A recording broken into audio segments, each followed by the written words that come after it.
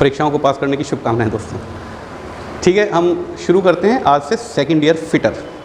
Primarily ये fitter की playlist होगी, लेकिन ये जानकारियाँ मैं वीडियो के लिए बताना चाह रहा हूँ। ये जानकारियाँ सभी टेक्निकल ट्रेड में, जो इंजीनियरिंग ट्रेड में छात्र हैं, उन सब के लिए ये जानकारियाँ बहुत आवश्यक हैं। क्योंकि देखो बेटा, फैक्ट्री में या उद्योगों में आप एक टीम बना के काम करते हैं। वहाँ पर इलेक्ट्रीशियन भी होते हैं, फिटर भी होते हैं, टर्नर भी होते हैं, वेल्डर भी होते हैं। एक टीम बना के काम करते हैं, तो हमारे पास वो सारी जानकारियाँ होनी चाहिए, क्योंकि जॉब तो एक ही बना रहे हैं, हम सारे मिलकर एक जॉब बना रहे हैं ना, तो सारी जानकारियाँ सबके लिए होनी चाहिए। पर फिर भी प्राइमरीली मैं फिटर सेकेंड ईयर को पढ़ाऊँगा।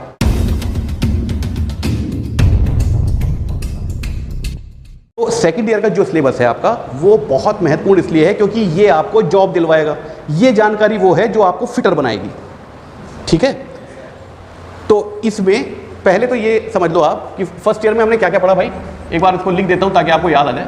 फर्स्ट ईयर में हमने पढ़ा टूल्स, कुछ मशीन्स, यहाँ पर कुछ इक्विपमेंट्स भी थे, मेजरिंग इक्विपमेंट्स याद आया, vernier calliper and all. Machines थी जैसे ड्रिल मशीन, लेथ मशीन। ठीक, इनके नाम, मटेरियल ऑफ कंस्ट्रक्शन, इनकी शेप, किस किस प्रकार के होते हैं, ये सारी जानकारी हमने ली। और ये इसलिए ली क्योंकि इन टूल्स का उपयोग करके हम जॉब बनाएंगे। वो टूल को प्रयोग करना नहीं सिखाना तुम्हें, हमें एक्चुअली तुम्हें जॉब बनाना सिखाना है। उस वजह से हमने तुम्हें टूल बताया ना। बात समझ में आ रही है? असली काम तुम्हारा टूल को चलाना सीखना नहीं है, असली काम तुम्हें जॉब को बनाना है। इसको मैं दूसरे शब्दों में कहूँ, वो छोटे छोटे प्रैक्टिकल जो आपने पूरे साल करे या एग्जाम में करे, ऐसे जॉब आपको नहीं बनाने होंगे रेतियों से। आपको जॉब बनाना है, वो सीखना है। टूल्स का उपयोग भी उसकी वजह से सीखना है। मतलब हमारा पहला उद्देश्य टूल के बारे में जानकारी हासिल करना नहीं है, हमारा पहला उद्देश्य अपने आप को फिटर बनाना है। ये बात समझ में आ रही है ना आप लोगों को? ओके। इसके अलावा हमने क्या पढ़ा फर्स्ट ईयर में? कुछ एलाइड ट्रेड्स के बारे में पढ़ा, जिसमें हमने शीट मेटल वर्क और वेल्डिंग, लेथ, ड्रिलिंग, क्योंकि ड्रिलिंग भी ड्रिलमैन अलग होता है बेटा। फिटर ड्रिलिंग जानता है, फिटर लेथ मशीन पे काम करना जानता है, फिटर वेल्डिंग भी जानता है, क्योंकि टाँके वही लगाएगा। जब आप जॉब की असेंबली कर रहे होंगे तो शुरुआत में वेल्डिंग के टाँके हो सकता है फिटर लगा रहा हो।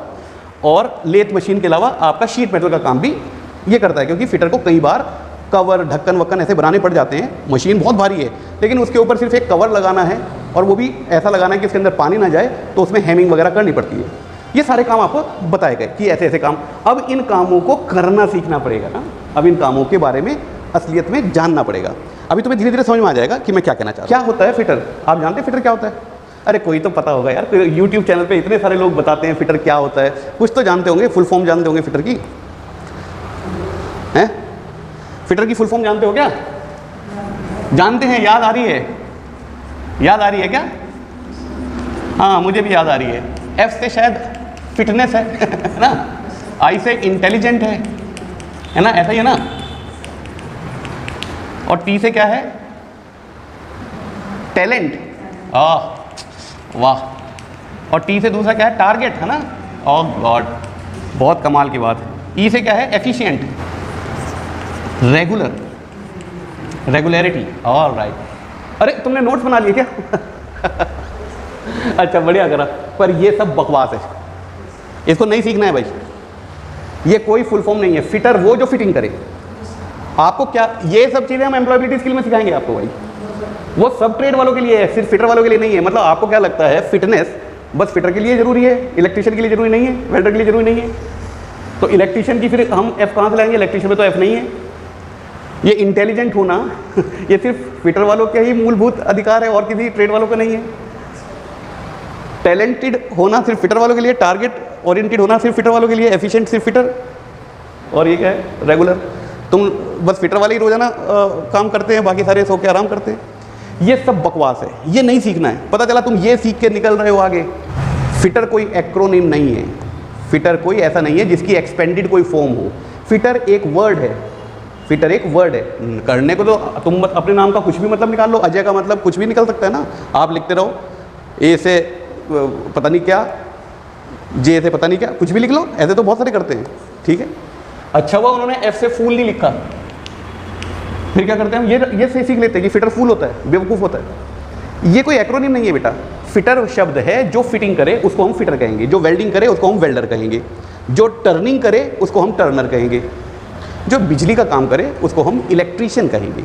ये कोई एक्रोनिम नहीं है। ये बेकार की बातें आप लोग सीख लेते हैं और यहाँ पर भी लिख लिया। मेरा नाम मत लेना, मैं कभी नहीं पढ़ा रहा इसको, मैंने कभी नहीं पढ़ाया इसको, काटो काट दो इसको। ओके ठीक है, ये बताना इसलिए ज़रूरी था ताकि आप सेकंड ईयर के इस कोर्स को इस पहले लेक्चर में आराम से समझ लो कि हमें बनना क्या है। ये बहुत महत्वपूर्ण है बेटा। आपको आज एक ओवरव्यू पता चल जाएगा कि हम सेकंड ईयर में करने क्या वाले हैं। ठीक, ओके। फिटर ये सब कुछ नहीं है, मतलब होना चाहिए, ये एम्प्लॉयबिलिटी का हिस्सा है, ये तो सभी टेक्निकल आदमियों को होना चाहिए ना। और टेक्निकल क्यों, हर इंसान को होना चाहिए फिट। जो लोग ITI और इंजीनियरिंग और वो नहीं करते, क्या वो जिम्नेजियम में जाके फिट नहीं रहेंगे क्या? वो टैलेंटेड नहीं हो सकते क्या? BA करने वाला टैलेंटेड नहीं होगा क्या? होगा ना, सब कुछ होगा। ये तो एम्प्लॉयबिलिटी स्किल्स का मामला है, इसका फिटर से स्पेसिफिकली कोई रिश्ता नहीं है। फिटर मैं कह रहा हूँ, फिटर होता है वो जो फिटिंग करे। क्या करे? अच्छा, फिटिंग ये शब्द आपने कभी सुना है? सुना है क्या? कब सुना है, कहाँ सुना है? फर्स्ट ईयर में सुना है। आम जिंदगी की बात पूछ रहा हूँ, आप आम जिंदगी में कहीं सुना है फिटर? फिटिंग कहाँ है बेटे? किसकी? पाइप की फिटिंग करते हैं, ये सब फिटिंग। अरे यार, पैंट नहीं सिलवाई, शर्ट नहीं सिलवाई, उसमें नहीं करते कि ये फिटिंग यहाँ से थोड़ी टाइट हो रही है, यहाँ से कोई ढीली हो रही है, वही है फिटिंग। फिटिंग वही है जो एक पार्ट को दूसरे पार्ट के साथ सही तरीके से बिठा दे, उसको हम फिटिंग कहते हैं। वो कपड़ों में भी हो सकती है बेटा, जूतों में हो सकती है, हर चीज़ में हो सकती है फिटिंग। जब दो पार्ट आपस में व्यवहार करेंगे, दो पार्ट्स मतलब दो ऑब्जेक्ट जिनको आपस में बांधना है या एक साथ रखना है, जब वो व्यवहार करेंगे, जब वो मिलेंगे, जब जुड़ेंगे वो, तो उसको हम फिटिंग कहते हैं। और ये फिटिंग कई प्रकार की हो सकती है। ऐसी भी हो सकती है कि वो हिल भी ना रही हो, ऐसी भी हो सकती है कि वो घूम तो रही हो लेकिन मतलब एक्सिस की डायरेक्शन में ना हिल रही हो। ऐसी भी हो सकती है कि एक्सिस की डायरेक्शन में तो चल रही हो लेकिन घूम ना रही हो। ऐसी भी हो सकती है कि आराम से घूम भी रही है और लेकिन कोई गैप नहीं है, खड़खड़ नहीं कर रही है, आवाज़ नहीं कर रही, मतलब ढीली नहीं है, ढीली भी हो सकती है। बहुत प्रकार की फिटिंग होती है। आपको सेकंड ईयर में ये सब बताया जाएगा, फिटिंग कितने प्रकार की है, तभी तो फिटर बनोगे भाई। दो पार्ट जिनको हमें फिट करना है, उनमें फिटिंग कैसी चाहिए हमें, ये आपको जरूर पता होना चाहिए, तभी तो जॉब बनाओगे। अब सोचो, इस दरवाजे को बंद करने की जो कुंडी है, ये अगर इतनी टाइट होती कि ये बस ऐसे ऐसे तो हो सके लेकिन हिल ना सके, तो बड़ा मुश्किल हो जाता ना इसको बंद करना बड़ा मुश्किल है। आपने देखा होगा चटकनी, जब मौसम बरसात का होता है तो दरवाज़ा थोड़ा ऐंठ जाता है। अब उसमें इतना गैप ही नहीं है, वो चटकनी बंद ही नहीं होती। कई दरवाज़ों में चटकनी बंद हो जाती है। मानोगे या नहीं मानोगे इस बात को? तो हमें फिटिंग को बहुत ध्यान से समझना पड़ता है कि ये जॉब किस काम आएगा और इन दो पार्ट्स के बीच में हमें फिटिंग कैसी चाहिए, आपको वो बनना है। उसको क्या कहते हैं? फिटर। फिटिंग समझ में आ गई बेटा? अब ये तो हुई कपड़े की बात। कपड़ा बहुत फ्लेक्सिबल है, मतलब ये थोड़ा सा स्ट्रेच हो सकता है, थोड़ा बहुत आप इसे खींच तान के बंद कर सकते हैं, टांग सकते हैं, ठीक है। पर धातु फ्लेक्सिबल नहीं होता, तो हमें उसको बहुत प्रिसाइजली फिटिंग के अनुसार हमें उसको बनाना पड़ता है। और मैं किस मेजरमेंट की बात कर रहा हूँ, किस तरीके की नाप की बात कर रहा हूँ? MM के 1000वें हिस्से तक, मतलब माइक्रोन की बात कर रहे हैं हम। कम से कम 10 माइक्रोन तक तो नापते हैं हम बड़े आराम से। इसका मतलब समझ रहे हैं? हमें बहुत सूक्ष्म उस पार्ट के साइज़ को बनाना पड़ता है, दोनों पार्ट्स को, तब जाके हमें वो फिटिंग मिलती है जो हम चाह रहे हैं। जैसे बेरिंग आपने देखा, बेरिंग सिर्फ घूमेगा भाई। बेरिंग, उसकी बॉल्स, जिस रेस में वो बॉल्स फंसी हुई हैं, inner race, outer race, ball cage, वो सारी की सारी फिट तो हुई होंगी बहरहाल, ऐसे पैदा थोड़ी हुई होंगी। अरे फिट तो करी होंगी ना उसको। लेकिन जब हमने फिट करने के बाद जब बेरिंग बना, तो अब ये आउटर रेस इनर रेस के साथ घूम तो सकती है, ऐसे ऐसे नहीं हो सकती है। मैं बॉल बेरिंग की बात कर रहा हूँ, बात समझ में आ रही है बेटा? तो किस तरीके की फिटिंग चाहिए उसके लिए, अगर सोचो उसमें बॉल एक भी थोड़ी छोटी रह जाए, एक भी बॉल छोटी रह जाए, तो क्या बेरिंग हमारा काम करेगा? अगर जो बॉल छोटी रह जाएगी, उसके आसपास की दोनों बॉल घिसने लगेंगी, फिर उसके आसपास की दोनों बॉल घिसने लगेंगी। बिल्कुल ऐसा ही है जैसे कार का अगर एक टायर घिसा हुआ आपने लगा दिया, तो बाकी 3 नए टायर भी वो घिस देगी 1 महीने के अंदर। बात समझ में आ रही है बेटा? तो फिटिंग बहुत इंपॉर्टेंट कॉन्सेप्ट है, और फिटर को अगर फिटिंग के बारे में नहीं पता तो फिर वो काहे बात का फिटर। मैंने बहुत सारी वीडियोस ऐसी देखी हैं, उसमें कहा इंटरव्यू में क्या पूछा जाएगा, रेती को ले रखा है कि बताओ इस पार्ट का नाम क्या है, बताओ। तुम्हें लगता है कोई HR मैनेजर तुम्हारे लिए रेती लेकर बैठेगा इंटरव्यू के लिए और पूछेगा बता इस पार्ट का नाम क्या है? नहीं, वो माइक्रोमीटर लेके बैठेगा, वर्नियर कैलिपर लेके बैठेगा और कहेगा कि इस नाप को बताओ मुझे, इस नाप के। अगर तुम्हें वो नाप, सूक्ष्म नाप नापना आ रहा है, तब आप उनके काम के हो, क्योंकि अब आपको बता दिया जाएगा कि ये साइज़ इतना होना चाहिए, इससे ज़्यादा नहीं होना चाहिए, तो आप नाप के बता देंगे। वर्नियर कैलिपर से, माइक्रोमीटर से नापना आना चाहिए आपको, उसके पार्ट्स को याद रखना, वो आपके व्यावसायिक जीवन के लिए इतना ज़रूरी नहीं है, परीक्षाओं के लिए ज़रूरी हो सकता है। ये बात समझ में आ रही है नहीं आ रही? परीक्षाओं के लिए ज़रूरी हो सकता है। और आपको मैं मना नहीं कर रहा कि उनके पार्ट्स के नाम पता नहीं होने चाहिए, याद नहीं होने चाहिए। जैसे जैसे व्यवहार करते रहोगे, बार बार यूज़ करोगे, वो हो जाएंगे याद आपको। लेकिन आपको उनके पार्ट्स से ज़्यादा व्यवसाय में उनका इस्तेमाल करना और सही रीडिंग लेना ये आवश्यक। तो कहानी शुरू करते हैं कि हम फिटर बनेंगे कैसे। फिटर बनने के लिए हमें अंदाज़ा होना चाहिए या हमें पता होना चाहिए किसका? फिटिंग का। जैसे मैंने अभी आपको बताया types of fitting, loose fit है, रनिंग फिट है, फोर्स फिट है, पुश फिट है, जैसी भी फिट है, बहुत सारे नाम हैं उनके। हमें फिटिंग का पता होना चाहिए कितने प्रकार की फिटिंग है और जो जॉब हम बना रहे हैं उसमें कौन सी फिटिंग चाहिए, ड्राइंग में क्या लिखा हुआ है। ड्राइंग से चलेगा सारा मामला, ठीक। तो मैंने यहाँ पे क्या लिखा? Types of fit. तो सेकेंड ईयर में आपको लिमिट्स, फिट्स और टॉलरेंसेस में ये बताया जाएगा, उसको बड़े ध्यान से समझना। उसमें बहुत सारे डेटा होंगे, डेटा याद रखने की जरूरत नहीं है, आपको वो कॉन्सेप्ट समझना है कि वो इंटरफेस कहाँ हो रहा है, मतलब एक पार्ट दूसरे पार्ट से कितना बड़ा, कितना बराबर, कितना छोटा, और तब हमें कैसी फिट मिलती है, ये समझने की ज़रूरत है आपको। उसमें होल बेसिस और शाफ्ट बेसिस दो तरीके के होंगे। अभी सिर्फ सुनते रहो मेरी बात, तैयार रहो कि हमें आगे क्या पढ़ना है। जब वो वक्त आएगा तब आपको सब क्लियर होगा। ये तो समझ में आ रहा कि हमें फिटिंग का पता होना चाहिए। अब फिटिंग किससे आती है? फिटिंग आती है अलाउंसेस से। अब ये क्या भला है? एक पार्ट और दूसरे पार्ट जो दोनों आपस में मैच होने वाले हैं, उनके बीच में कितना गैप है या कितना इंटरफेस है, उसको हम अलाउंस कहते हैं। दो मैचिंग पार्ट के बीच में हमने कितना ढीला रखा है और कितना टाइट रखा है, उसको क्या कहेंगे? अलाउंसेस। तो फिटिंग डिपेंड करेगी अलाउंस पे। अब सोचो, जो बेरिंग है उसका साइज अगर हमने होल का बड़ा रख दिया और शाफ्ट छोटी रखी तो फिर तो ये बहुत लूज फिट हो गई ना। लेकिन बिल्कुल साइज बराबर रख दिया तो ये ट्रांजिशन फिट में आएगा। इसका ये मतलब ये पुश फिट में आएगा, ऐसे आएगा, मतलब ये हिल नहीं सकती इसमें। और अगर इसको बेरिंग को छोटा और इसको बड़ा कर दिया तो इसको फोर्स फिट या जिसको ज़बरदस्ती आपने गरम करके उसको फिट करा हुआ है, वो जाम हो जाएगा उसके ऊपर बिल्कुल। तो ये सारी चीज़ें ये इस पे डिपेंड कर रही हैं कि दोनों पार्ट के बीच में आपने कितना गैप रखा है। दोनों पार्ट के बीच के गैप की बात बता रहा हूँ। बात समझ में आ रही है नहीं आ रही? ओके। अब ये अलाउंस किस पे डिपेंड करते हैं? ये अलाउंस डिपेंड करते हैं टॉलरेंसेस पे। दोनों पार्ट्स, ये जितने भी पार्ट्स को आपस में आपको जोड़ना है, उनके ऊपर आपने कितना साइज का, उनमें आपने साइज पर कितना टॉलरेंस दे दिया, मतलब कितना आपने उसमें छूट दे दी। देखो इसको ऐसे समझो, अगर मैं किसी को बताऊं कि एक शाफ्ट बनानी है जिसका डायमीटर 25 mm होना चाहिए, ना एक भी माइक्रोन नीचे ना एक माइक्रोन ऊपर, और मैं mm की बात नहीं कर रहा, आधे mm की बात नहीं कर रहा, मैं सूत की बात नहीं कर रहा हूं, मैं माइक्रोन्स की बात कर रहा हूं। मतलब 1 mm के 1000वां हिस्सा भी मुझे फर्क नहीं चाहिए, मुझे पूरा ये 25 चाहिए, चाहे कैसे भी करो। तो भाई साहब कई महीनों में एक जॉब बनेगा, बाकी सारे रिजेक्ट होने लगेंगे। ये बात मानोगे या नहीं मानोगे? ऐसा तो नहीं हो सकता कि बिल्कुल एकदम वही साइज हम बना दें लेथ मशीन पे। CNC मशीन पे बन सकता है, लेकिन तब भी उसमें टॉलरेंस देनी पड़ती है। सारे साइज एग्जैक्टली एक नाप के नहीं बन सकते। मैंने बहुत बार अपने पिछले वीडियोस में भी कहा है, 100% नाम की चीज़ सिर्फ मैथ्स में रहती है। हमारे प्रैक्टिकल जीवन में 100% किसी चीज़ को अचीव कर लो, ऐसा पॉसिबल नहीं होता। तो कोई आपको कहे कि नहीं मुझे तो सिर्फ 25 mm 100% इसका, ना ऊपर ना नीचे, सिर्फ 25% चाहिए, मतलब 25 mm चाहिए, तो ये तो पॉसिबल नहीं है।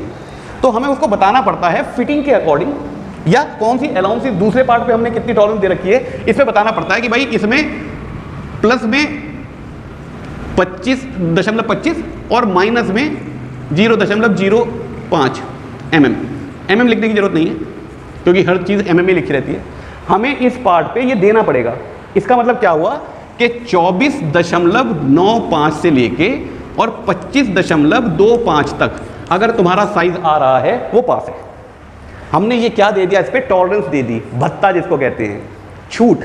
मतलब इतनी छूट आपको मिलती है, तो जो भी टर्नर उसको बना रहा है वो नापता रहेगा, अगर इस साइज में उसका पार्ट बन गया तो वो पास है। तो आपको फिटिंग समझने के लिए अलाउंसेस समझना पड़ेगा, अलाउंसेस समझने के लिए आपको टॉलरेंसेस समझनी पड़ेगी, और टॉलरेंसेस और ये सब जानने के लिए आपको क्या समझना पड़ेगा भैया? साइज, मेजरमेंट इंस्पेक्शन, ठीक, और लिमिट्स। इन्हीं को लिमिट्स कहते हैं बेटा, कि इससे बड़ा ना बन जाए, उससे छोटा ना बन जाए, ये लिमिट है हमारी। और इनको कहते हैं टॉलरेंसेस, जो ये संख्याएं लिखी हुई है। ऐसे समझ में आ रही है बात आपको? और इसको समझने के लिए आपको समझ में आनी चाहिए क्या? ड्राइंग।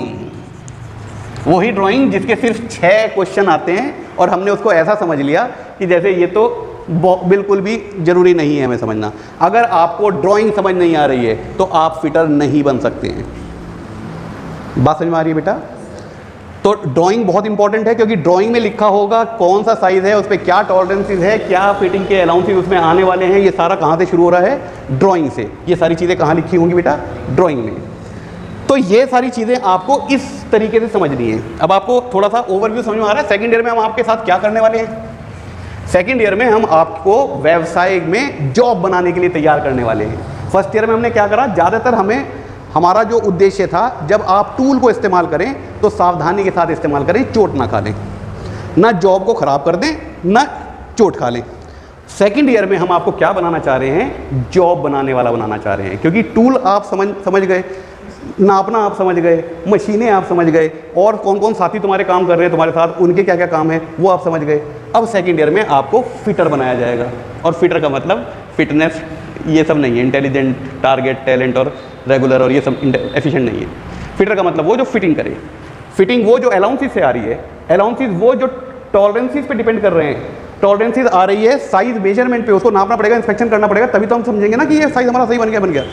ये कहाँ से आ रही है? ड्राइंग से आ रही है। यहाँ तक कोई शक? तो इन सब को समझने के लिए हमें क्या क्या समझना पड़ेगा? हमें समझना पड़ेगा असेंबली। फर्स्ट ईयर में आपने क्या समझा था? फिटिंग, उसमें भी कुछ ऐसी ही चीज़ें थी, पर अब शब्द आया असेंबली। असेंबली होता है जब 2 या उससे अधिक पार्ट को आपस में जोड़ रहे हैं और एक बड़ा जॉब बना रहे हैं। ठीक है? अरे बुग्गी, साइकिल, मोटरसाइकिल, आप देखो ना, पहिए को फ्रेम में जोड़ना पड़ेगा, हैंडल को, टंकी को, गद्दी को, हर एक को अपनी जगह जोड़ना पड़ेगा ना। जब वो कर रहे होते हैं उसको हम असेंबली कहते हैं। ठीक, अब इसके लिए हमें क्या चाहिए होगा? फास्टनर की समझ चाहिए। फास्टनर मतलब जो उन्हें आपस में बांधेगा। जरूरी नहीं है हर बार हमें बांधना ही पड़े, लेकिन फास्टनर ज़्यादातर हम यूज़ करते हैं जब 2 पार्ट को रोकना है, क्योंकि उनको वहाँ पर रोकना भी तो है ना। ऐसा थोड़ी है कि वो अभी तो फिट कर दिया और थोड़ी देर में वो जब यूज़ करेंगे तो भाग के निकल जाएगा, मतलब कार का पहिया निकल के अलग निकल जाएगा, ऐसा थोड़ी होगा। उसको नट बोल्ट से कुछ ना कुछ तो बांधेंगे ना भाई, किसी तरीके से। फास्टनर्स होंगे, लॉकिंग डिवाइस होगी। लॉकिंग डिवाइस मतलब होती हैं जो उनको वहीं के वहीं रोक के रखेंगी। तो ये वाला सारा पार्ट कहाँ आया भाई? ये आया फिटिंग में।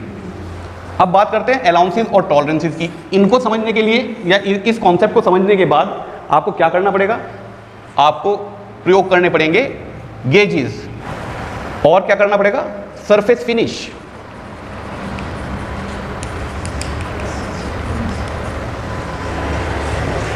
और क्या करना पड़ेगा? मेजरमेंट। मेजरमेंट कैसे लेनी है, कैसे इंस्पेक्शन करना है, कैसे उसको रिकॉर्ड करना है, measurement and inspection.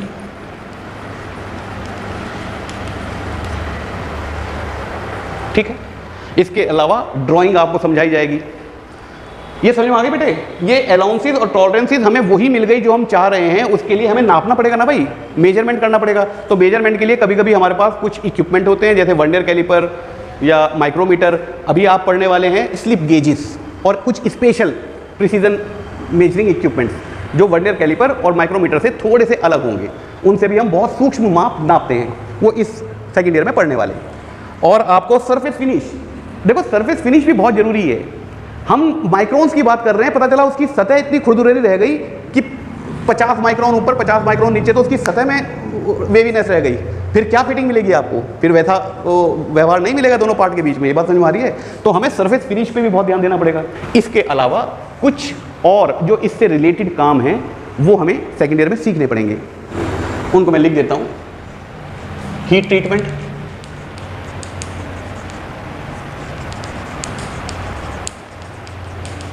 Inspection, maintenance, repair, pipe fitting, और इन सब के जो जो भी टूल्स और इक्विपमेंट्स और भट्टियाँ हमें चाहिए होंगी उनके बारे में हम सेकेंड ईयर में आप लोगों को बताएंगे कि ये कैसे किया जाता है, क्या ये होते हैं, कौन कौन से टूल्स हमें प्रयोग करने पड़ेंगे, कौन कौन से गेजेस हमें प्रयोग करने पड़ेंगे। ड्राइंग में आपको बताया जाएगा कि असेंबली ड्राइंग को कैसे पढ़ते हैं, ठीक है, और या अगर पार्ट्स अलग अलग दिए हैं तो उसको असेंबली ड्राइंग कैसे बनाते हैं। ये सारी चीज़ें आपको सेकेंड ईयर में सिखाई जाएंगी। आपको फिटर सेकेंड ईयर का एक अंदाज़ा लग गया है कि क्या होने वाला है आप लोगों के साथ। इसमें किसी को कोई दिक्कत है, कोई शक है क्या?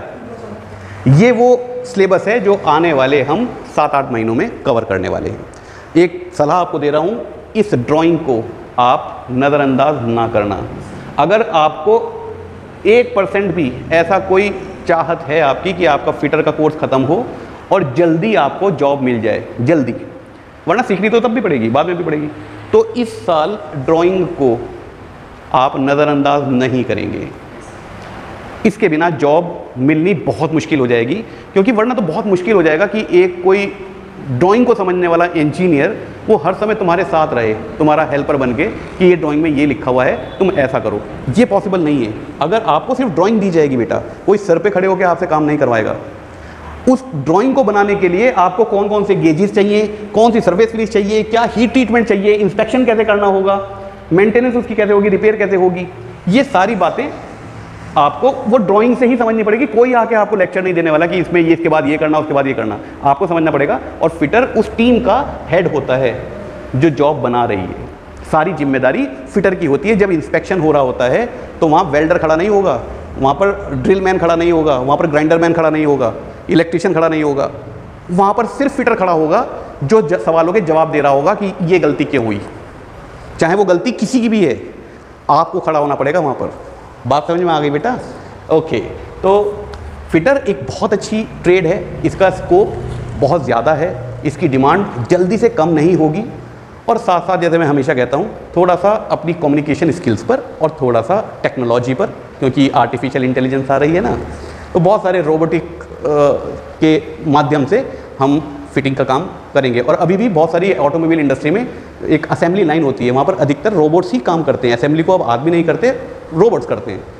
पर उन रोबोट्स की मेंटेनेंस या उन तक वो सामान पहुँचाना, किस जगह रखना है, ये समझ किसकी है? ये आप लोगों की समझ है। रोबोट चेक नहीं करेगा, वो एक ही जैसा काम करना जानता है, बस उठाएगा दरवाज़ा, ऐसे लगाएगा, दूसरा उसमें पेच डाल देगा, दरवाज़ा फिट हो गया, जाओ। पर ये दरवाज़ा साइज़ का बना या नहीं बना, इसके लिए भी तो कुछ होगा ना, कोई सिस्टम होंगे ना, उन मशीनों को कोई ऑपरेट कर रहा होगा ना, उन रोबोट्स को कोई तो स्विच ऑन स्विच ऑफ कर रहा होगा ना, जिसको ये पता होगा कि यहाँ खतरा क्या है और यहाँ फ़ायदा क्या है। अगर आप टेक्नोलॉजी को अपने साथ लेके चलोगे तो आप कभी आउट ऑफ फैशन नहीं होंगे, मतलब इस उद्योग से आप उसके लिए यूजलेस नहीं होंगे, करना पड़ेगा आपको। तो ड्राइंग पे ध्यान तो ज़रूर देना है। अभी भी इतना ऐसा वक्त नहीं आया है कि हम इतना डरने लगें कि आपको बिल्कुल कोडिंग सिखाने लगें, पर ड्राइंग के बिना काम नहीं चलेगा। साथ साथ टेक्नोलॉजी पे नज़र रखो, कम्युनिकेशन स्किल्स सुधारते हुए चलो। कोई शक? आप लोगों के अगर कोई सवाल हो तो आप कमेंट बॉक्स में लिख सकते हैं। आप लोगों के कोई सवाल हो तो पूछें, सवाल ज़रूर पूछा करो बेटा। तो आज इस लेक्चर को यहाँ रोक दें, फिर धीरे धीरे सिलेबस के अनुसार हम इन कोर्सेज़ को बढ़ाएंगे। बस आपको सिर्फ ये ध्यान रखना है कि आपको जो पढ़ना है वो फिटिंग की नज़रों से पढ़ना है, क्योंकि आप फिटर हो। और फिटिंग आएगी अलाउंसेस से, अलाउंसेस आएंगे टॉलरेंसेस और लिमिट्स से।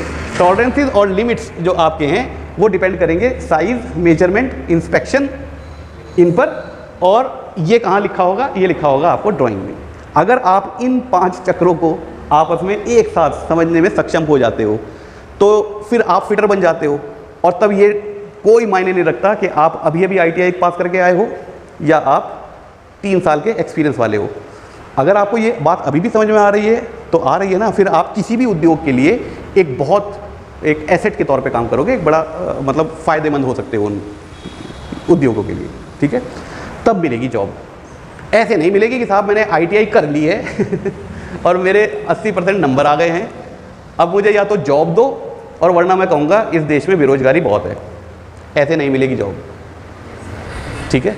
जॉब मिलेगी आपके हुनर पर। आप फिटर हो तो एक्ट लाइक अ फिटर। अगर फिटर हो तो फिटर की तरह व्यवहार भी करो। आपको पता होना चाहिए ना आपका काम क्या है। अरे उस हुनर को ही तो सेल करोगे, तभी तो कोई आपको जॉब पे रखेगा और तनख्वाह देगा। आपके टाइम को खरीदा जाएगा, आपके हुनर का प्रयोग किया जाएगा और उस टाइम और उस हुनर की आपको कंपनसेशन दिया जाएगा, जिसको हम सैलरी कहते हैं, तनख्वाह कहते हैं। सिंपल सी बात है। अगर हमें कुछ आएगा नहीं तो यहाँ कोई धर्मशाला थोड़ी खोल रखी है। धर्मशाला अलग होती है, सोशल वेलफेयर वाले लोग अलग होते हैं, एनजीओ होती हैं। व्यवसाय एनजीओ नहीं होते हैं बेटा, वो प्रॉफिट के लिए काम करते हैं ना, अपने करेंगे ना प्रॉफिट, उनका काम है, उनका हक है, अधिकार है। वो गलत लोग थोड़े ही हैं, वो अपने प्रॉफिट के लिए काम कर रहे हैं। तो वो पिक उनको करेंगे जो उनके उद्योगों के लिए एसेट होगा। सिखाएगा कोई नहीं बेटा आपको। कोई सवाल, कोई शक? ब्लैक बोर्ड थोड़ा ऐसा हो गया भरा भरा, लेकिन आप लोग समझ गए ना। अब आप इसके बाद, इस सेशन के बाद अपने नोट्स बना लेना। कोई अगर आपको इसमें कोई सवाल हो तो मेरे से पूछ लेना। आने वाले लेक्चर्स में हम इनके बारे में विस्तार से चर्चा करेंगे। Thank you very much for joining me. Good bye.